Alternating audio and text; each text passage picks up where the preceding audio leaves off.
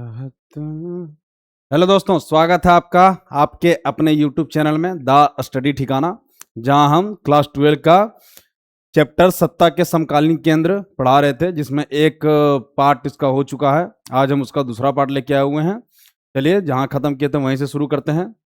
हम पढ़ चुके हैं पिछले क्लास में कि संगठन के बारे में, कि संगठन क्यों जरूरी था, कौन कौन से संगठन बहुत ज़्यादा अभी वर्तमान में फेमस हैं, मार्शल योजना क्या थी, यूरोपीय आर्थिक सहयोग संगठन क्या है, यूरोपीय संघ के सदस्य कौन कौन से थे, यूरोपीय संघ के उद्देश्य क्या क्या थे, और इसको बनाने का मेन उद्देश्य क्या था, और अभी वर्तमान समय में इसकी स्थिति क्या है। हाँ, यहाँ शायद खत्म हुआ था यूरोपीय संघ की कमजोरियां। यहाँ से हम आगे शुरू करने वाले थे, तो चलिए शुरू करते हैं। क्या है, एक जरा सा रुकिएगा। हाँ, क्या है यूरोपीय संघ की कमजोरियां, इसमें क्या हम पढ़ने वाले हैं। तो इसके सदस्य देशों की अपनी, जितने सारे यूरोपीय देश थे जो इसमें शामिल हुए थे, अब सब अलग अलग देश हैं। तो दिक्कत क्या है, अब जहां चार आदमी बैठे हुए होते हैं वहां पे चारों का विचार अलग अलग होता है। यहाँ तो पूरा देश है, तो क्या हुआ कि देशों का विचार अलग अलग होता था। इससे क्या हो रहा था कि जैसे ज्यादातर जितने भी संगठन अभी वर्तमान समय में हैं, सभी संगठनों का ये सेम प्रॉब्लम होता है। कारण क्या है कि इतने सारे देश होने के कारण थोड़ा बहुत विचारों का आदान प्रदान सही तरीके से नहीं हो पाता है, तो फिर मनमुटाव चालू हो जाता है। यहां भी वही हुआ था, इतने सारे देश थे तो कुछ ना कुछ प्रॉब्लम सब में चल रही थी। कौन कौन सी प्रॉब्लम थी, तो देखिए, इसके सदस्य देशों की अपनी विदेश और रक्षा नीति होती थी, जो कई बार एक दूसरे के खिलाफ भी होते हैं, जैसे इराक पर अमेरिकी हमले में। इतने सारे देश हैं, सबका अपना अपना अलग अलग विदेश नीति है, सबका अलग अलग अपना रक्षा नीति है, तो सब क्या था, अपने हिसाब से चल रहे थे। तो क्या हो रहा था, कभी कभी कुछ ऐसे मुद्दे हो जाते थे जिसमें दो देश, मतलब दो पूरा भाग, समूह, संगठन दो भागों में बढ़ जाता था। जैसे उसका एक लाइव एग्जांपल आपको समझाया गया है कि इराक पर अमेरिका के हमले। क्या हुआ था, इराक कुवैत पे हमला करके उस पर कब्जा जमा लिया था। तो उस समय अमेरिका क्या किया, नाटो की सहायता से वहां पे कई सारे देशों का सैनिक लेके इराक पे हमला कर दिया था, कुवैत को आजाद कराने के लिए। तो जिस स्तर पे वो हमला किया, उसको देखते हुए बाकी बहुत सारे देश थे जो इस पे सहमत नहीं थे। तो क्या हुआ, यूरोपीय संघ भी दो भागों में बट गया। कुछ लोग कह रहे थे कि ठीक है, अच्छा कर रहा है अमेरिका, कुछ कह रहे थे नहीं, तरीका सही नहीं है। फिर है दूसरा, एक जरा सा रुकिएगा, हेलो, एक जरा सा स्टूडियो ना। फिर क्या है, यूरोप के कुछ हिस्सों में यूरो मुद्रा को लागू करने को लेकर नाराजगी है। अब कई सारे देश ऐसे थे जो, ऐसा उन लोगों को फील होता था कि यूरोपीय जो मुद्रा है वो अगर हम नहीं भी चाह रहे हैं तब भी हम पे जबरदस्ती थोपा जा रहा है। तो इसलिए कहीं ना कहीं उनके बीच में मनमुटाव था। और वो दो चार देश कौन कौन से थे, तो डेनमार्क और स्वीडन ने थे, जो क्या था, यूरोपीय मुद्रा को मानने से इनकार कर रहे थे। यूरोपीय संघ के कई सदस्य देश अमेरिका के गठबंधन में थे। यूरोपीय संघ का बहुत सारा ऐसा सदस्य देश था जो क्या था, अमेरिका के साथ बहुत बेहतर दोस्ती में था। अब इसका प्रॉब्लम क्या हो रहा था, मान लीजिए यूरोपीय संघ में कोई ऐसा बात पारित हुआ या कोई ऐसा विचार आया कि अमेरिका के साथ हमें क्या करना है, गठबंधन नहीं करना है, या उससे कुछ प्रॉब्लम फेस कर रहे हैं। तो वैसे समय में क्या हो रहा है, यूरोपीय संघ भी दो भागों में बट गया कि अगर हम अमेरिका से व्यापार नहीं करना चाहते हैं तो कुछ कहेगा नहीं नहीं हम करेंगे, हमारा तो दोस्ती चल रहा है, तुम्हारे हिसाब से थोड़ी चलेंगे। और कुछ कहेगा कि नहीं नहीं, संगठन के आप बोला है तो संगठन के हिसाब से करेंगे। तो यहां भी क्या हो रहे थे, दो भागों में संगठन बढ़ जा रहे थे। यही एक कारण है कि ब्रिटेन क्या हुआ, 2016 में जनमत संग्रह करवा के यहां से निकल गया यूरोपीय संघ से। फिर है नया संगठन आसियान। क्या है ये, association of south east Asian nation, दक्षिण पूर्व एशियाई राष्ट्रों का संगठन। जैसे बहुत सारे संगठन फेमस होते चले गए, तो यहाँ पे एशिया में भी लगा कि चलिए काम करते हैं, हम लोग भी अपना एगो संगठन बनाते हैं और वो हमारे भले के लिए काम करेगा। तो उसी के लिए बनाया गया आसियान। कब इसकी स्थापना हुई, तो 1967 में 5 देशों ने मिलकर बैंकॉक घोषणा पर हस्ताक्षर करके आसियान की स्थापना की थी।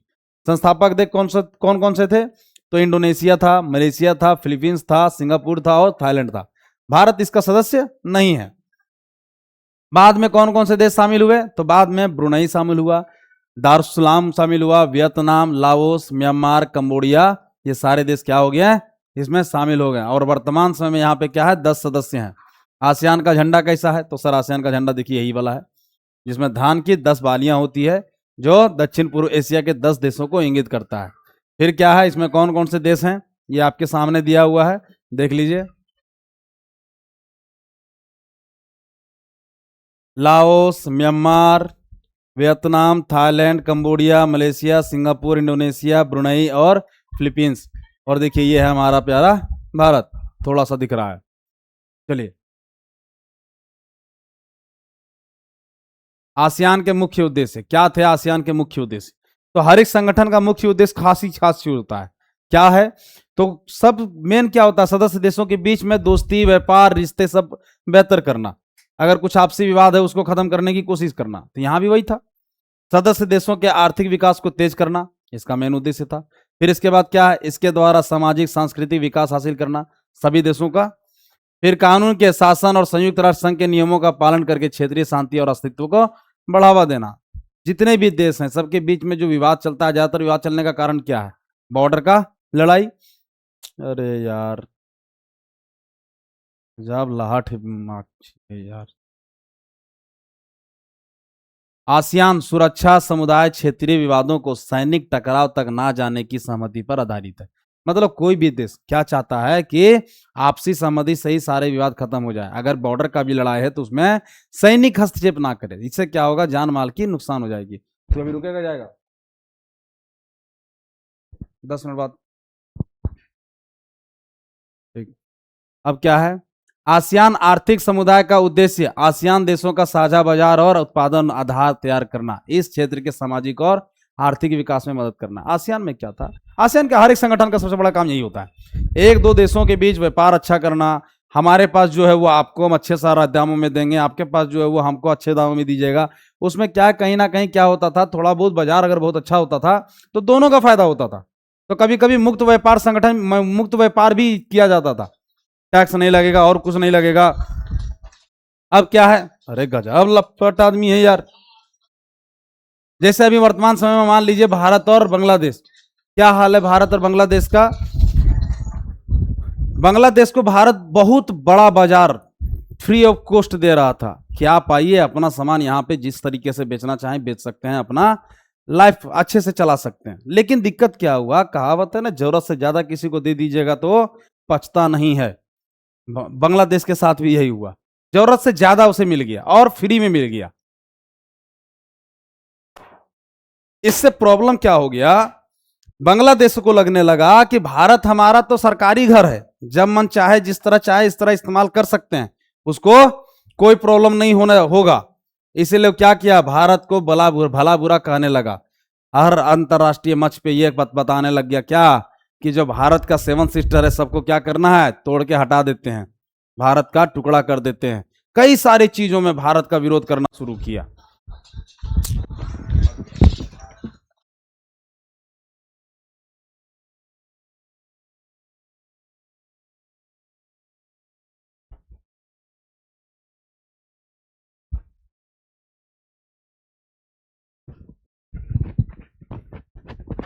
अब क्या है, भारत उसमें विरोध नहीं किया। लोगों को लग रहा था कि भारत इतना सुन कह रहा है, तो भारत सुन नहीं रहा था। भारत क्या था, एक सही समय का इंतजार कर रहा था।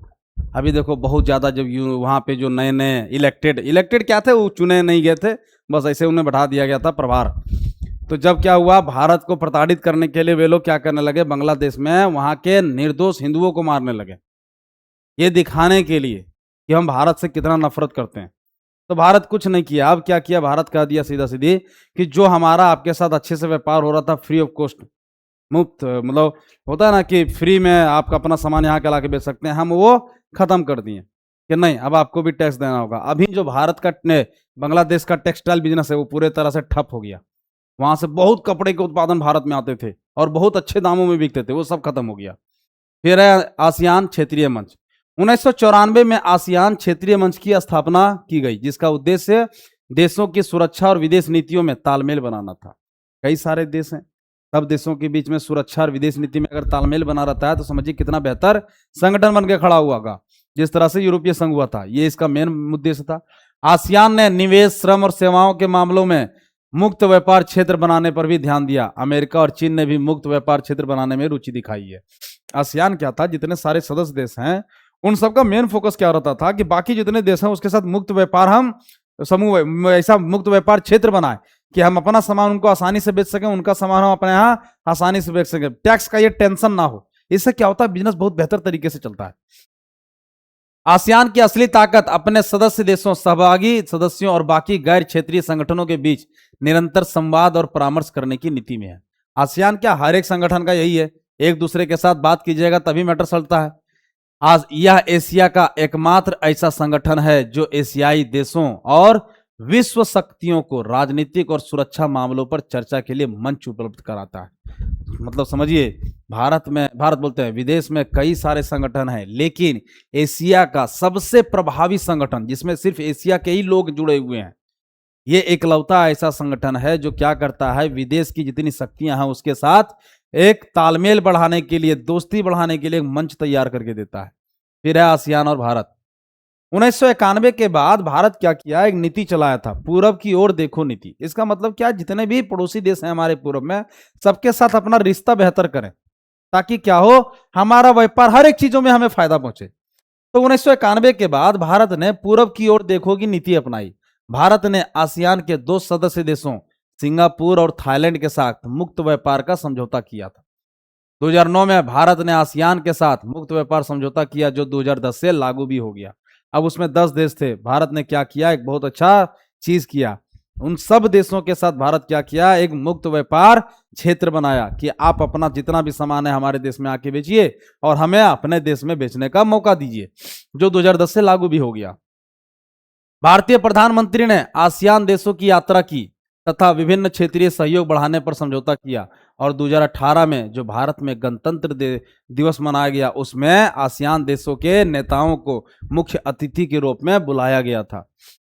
2018 में सिंगापुर में हुए आसियान शिखर सम्मेलन में प्रधानमंत्री नरेंद्र मोदी ने भी भाग लिया था। ये सब ज्यादा नहीं जानना है। फिर है पूरब की ओर देखो नीति। क्या है ये पूरब की ओर देखो नीति? भारत ने 1991 से पूरब की ओर देखो नीति अपनाई। इससे पूर्व एशिया के देशों जैसे आसियान के जितने देश हैं, चीन है, जापान है, दक्षिण कोरिया है, उनके साथ आर्थिक संबंध में बढ़ोतरी हो हमारा भारत का। फिर है सर नेक्स्ट ब्रिक्स। क्या है ये ब्रिक्स? तो सर 5 देशों का समूह जो विश्व की सबसे अग्रणी उभरती अर्थव्यवस्था के रूप में प्रयोग किया जाता है। ब्रिक्स की स्थापना 2006 में रूस ने की थी, और 2009 में क्या हुआ, इसमें दक्षिण अफ्रीका शामिल हुआ। 2009 में शामिल होने से पहले ये ब्रिक था, यस नहीं था, और 2009 में शामिल होने के बाद ये ब्रिक्स बन गया। ब्रिक्स में कौन कौन है? तो ब्राजील है, रसिया है, इंडिया है, चाइना है और साउथ अफ्रीका है। बी से ब्राजील, रा से रसिया, आई से इंडिया, सी से चाइना और एस से दक्षिण अफ्रीका। और देखिए ये सब बाकी सदस्य देश हैं। ब्रिक्स की स्थापना का मुख्य उद्देश्य वही हाल फिर से, प्रत्येक राष्ट्र की आंतरिक नीतियां और परस्पर समानता में हस्तक्षेप के अतिरिक्त इसके सदस्य देशों के मध्य सहयोग तथा पारस्परिक आर्थिक लाभ का वितरण करना है। कोई भी देश के बीच में क्या है, सहयोग होना चाहिए, बिजनेस होना चाहिए, नीतियों का आदान प्रदान होना चाहिए। इससे क्या हो, 2 देशों के बीच में बहुत ज्यादा फायदा होता है। हर समय जिंदगी भर लड़ते झगड़ते रहिएगा तो उसका कुछ फायदा थोड़ी पहुंचेगा। विश्व राजनीति में ब्रिक्स अंतर्राष्ट्रीय स्थिरता को बनाए रखने और वैश्विक आर्थिक विकास को सुनिश्चित करने और बहुध्रुवीय दुनिया का एकजुट केंद्र बनने में महत्वपूर्ण योगदान दे सकता है। क्या है? अंतर्राष्ट्रीय स्थिरता को बनाए रखने में। जितना भी देश में जो लड़ाई झगड़ा हो रहा है, कभी अमेरिका तुनतुना जाता है, कभी ईरान पे हमला कर देता है, कभी अमेरिका का सुरसुरी चढ़ता है तो सीरिया देने चल जाता है, अफगानिस्तान में उड़ते पकड़ते रहता है। तो ये सब टेंशन ना हो, जैसे भारत का पाकिस्तान के साथ चलता है, इजराइल का फिलिस्तीन के साथ चलता है, रूस का यूक्रेन के साथ चलता है। तो ये जो इतना सारा लड़ाई झगड़ा चल रहा है, इसमें क्या हो, अंतर्राष्ट्रीय स्थिरता बनाए रखने में, ताकि क्या हो, बिजनेस बहुत ज्यादा प्रभावित होता है जब 2 देश एक दूसरे के साथ लड़ते हो, किसी ना किसी तरीके से हर एक देश इससे प्रभावित होता है। तो वो ना हो, इस पे क्या है, ये फोकस करते हैं। और वैश्विक आर्थिक विकास को सुनिश्चित करने में, और जो बहुत ध्रुवीय एक केंद्र बनते हैं, जैसे पिछले बार हुआ था ना कि अमेरिका और रूस के बीच में लड़ाई चल रहा है, 2 ध्रुवीय केंद्र बन गया, फिर रूस का बंटवारा हो गया तो 1 ध्रुवीय केंद्र बन गया। इन सबको क्या है, एकजुट करके केंद्र बनने में यह सहायता प्रदान कर सकता है। फिर है दक्षेस, ये नया है। सार्क, ये अब खत्म हो चुका है। सार्क का फुल फॉर्म क्या होता है? South Asian association of regional corporation. स्थापना 1985 में हुआ था। मुख्यालय इसका काठमांडू नेपाल में है और इसके सदस्य देश भारत हैं, पाकिस्तान, बांग्लादेश, नेपाल, भूटान, श्रीलंका, मालदीव और अफगानिस्तान। अफगानिस्तान 2007 में शामिल हुआ और इस देश के कारण, पाकिस्तान के कारण, यह संगठन पूरे तरह से निष्क्रिय हो गया, खत्म हो गया। कारण खत्म होने का चलिए बता देंगे। दक्षिण सार्क के उद्देश्य क्या थे? दक्षिण एशिया के देशों में जनता के विकास और जीवन स्तर में सुधार लाना, क्योंकि कहीं ना कहीं ये भी देखा गया आज भी कि दक्षिण एशिया में जितने देश हैं उसमें क्या है ना कि बहुत ज्यादा हम लोग अमीर नहीं हैं, हमारी स्थिति बहुत बेहतर नहीं है। उसी में बस एक भारत ही है जो सबसे ज्यादा अच्छे कंडीशन में भी खड़ा है। आत्मनिर्भरता का विकास हो, आर्थिक विकास हो, सांस्कृतिक सामाजिक विकास हो, आपसी सहयोग हो, जितने बाकी सब संगठन में होता है सब यहाँ भी होगा। क्या हो? बॉर्डर का विवाद आपसे बैठ के विश्वास खत्म किया जाए, आपसी विश्वास बढ़ाया जाए, आर्थिक और वैश्विक क्या हो, आर्थिक और व्यापारिक संगठन हमारा बेहतर तरीके से चल सके, हम दोनों के बीच में, बाकी सब देशों के बीच में दोस्ती बहुत अच्छा हो, और विवाद अगर कुछ है तो बैठ के सलटाया जाए, सीधा गोली मार के नहीं। 2005 में 13वें सार्क शिखर सम्मेलन ढाका में अफगानिस्तान को सार्क में शामिल करने पर सहमति बनी थी। ठीक सर। फिर क्या है? इस वैश्वीकरण के दौर में सार्क सम्मेलन में जलवायु परिवर्तन, आपदा प्रबंधन, आतंकवाद की समाप्ति संबंधी और कई सारे क्षेत्र हैं, जैसे व्यापार और विकास के क्षेत्र में समझौते होते रहते हैं। लेकिन जिस संगठन में पाकिस्तान हो, उस संगठन में आतंकवाद का खात्मा पर कोई डिस्कशन हो ही नहीं सकता है। ये तो वही हाल हो गया कि बिलाय को दिए हैं दूध की रक्षा करने, तो क्या होगा? सार्क का 18वां सम्मेलन नवंबर 2014 को नेपाल की राजधानी काठमांडू में संपन्न हुआ, जिसका विषय शांति और समृद्धि के लिए प्रतिबद्ध एकजुटता था। ये सब कुछ नहीं पूछा जाएगा आपको, हाँ यहां से आएगा। 19वां सार्क सम्मेलन क्या था? 15-16 नवंबर 2000 कब था? 16 को 19वां सार्क सम्मेलन हमें पाकिस्तान में होना था। लेकिन यहां थोड़ा सा दिक्कत हो गया। हुआ क्या? पाकिस्तान के कुछ आतंकवादी जो थे वो कश्मीर के उरी में हमला कर दिए और भारत के बेकसूर सेना को मार दिए। इससे क्या हुआ? भारत को बड़ा गुस्सा आया कि हम कितनों दोस्ती का हाथ बढ़ाने की कोशिश करते हैं, पाकिस्तान पीठ पीछे हमेशा हमला करते रहता है, तो हम इतना दोस्ती हम नहीं निभा सकते। तो भारत क्या किया, खासकर मोदी जी क्या किए? इस सम्मेलन का बहिष्कार कर दिए। और जैसे ही सम्मेलन का बहिष्कार किए, बाकी जितने देश थे जो भारत के साथ अच्छा दोस्ती निभा रहे थे, उन लोग भी मजबूरी में पाकिस्तान का बहिष्कार कर दिए। उन लोग सीधा कह दिए कि भैया जब भारत और पाकिस्तान में चुनने में से किसी एक को चुनने के लिए कहा जाए तो पाकिस्तान को तो नहीं चुनेंगे। पाकिस्तान क्या ही देगा? खाली आतंकवाद, बम, गोली बारूद। इंडिया कम से कम हम लोग को हेल्प तो करता है। फिर है सार्क की उपलब्धि। क्या है सार्क की उपलब्धि? अब तो खत्म हो चुका सार्क, लेकिन फिर भी कुछ तो उपलब्धि रहा होगा। तो सर, भारत व पाकिस्तान के बीच तनावपूर्ण संबंधों के बावजूद भी क्या हुआ? द्विपक्षीय स्तर पर समझ और सहयोग को बढ़ावा देने के लिए छोटों देशों के लिए अभी भी उपयोगी संगठन है। अब नहीं है, खत्म हो गया। चाहे जो भी हो, बहुत सारा भारत। और मेन चीज क्या है ना कि इसके दो बड़े मेजर देश थे, सबसे बड़े बड़े देश जो पावरफुल थे, एक था भारत, दूसरा पाकिस्तान। पाकिस्तान के कारण भारत इससे बाहर निकल गया। हम सीधा सीधी पाकिस्तान को कहते हैं कि तुम आतंकवाद नहीं करोगे तब इस संगठन को हम चालू रखने में हेल्प करेंगे, और पाकिस्तान कुत्ता का दुम है, वो कहना सीधा होगा नहीं। तो ये संगठन बोरिया बिस्तर समेट के निकल चुका है, इसके बारे में बातें नहीं कीजिए। फिर आता है बिम्स्टेक। क्या है बिम्स्टेक? तो bay of Bengal initiative for multi sectoral technical and economic corporation. मतलब क्या है सर? बंगाल की खाड़ी बहु क्षेत्रीय तकनीकी और आर्थिक सहयोग उपक्रम। बड़ी लंबा है जी, ये लड़बड़ा जाता है, चलिए हटाइए। तो बिम्स्टेक का फुल फॉर्म याद रख लीजिएगा। फिर इसमें सदस्य देश कौन कौन सा है ये भी देख लीजिएगा, कौन कौन से हैं। तो सर, भारत है, नेपाल है, भूटान है, बांग्लादेश है, म्यांमार है, थाईलैंड है, श्रीलंका है। ठीक सर, और कुछ बचा हुआ है? नहीं, बस इतना ही देश इसके सदस्य देश हैं। ठीक सर, नक्शा में देख लीजिएगा। फिर है साप्टा। क्या है साप्टा? तो सर, साप्टा का फुल फॉर्म है south Asian free trade area, दक्षिण एशियाई मुक्त व्यापार क्षेत्र। कब लागू हुआ? 2006 में। जनवरी 2004 में आयोजित 12वें शिखर सम्मेलन में सार्क देशों ने ऐतिहासिक दक्षिण एशियाई मुक्त व्यापार सौदा साप्टा समझौते पर हस्ताक्षर किया, जो जनवरी 2006 से लागू हुआ।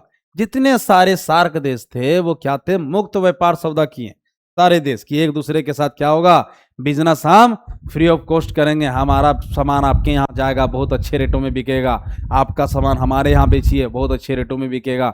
इससे क्या होगा? देशों के बीच में व्यापार बेहतर तरीके से चलेंगे।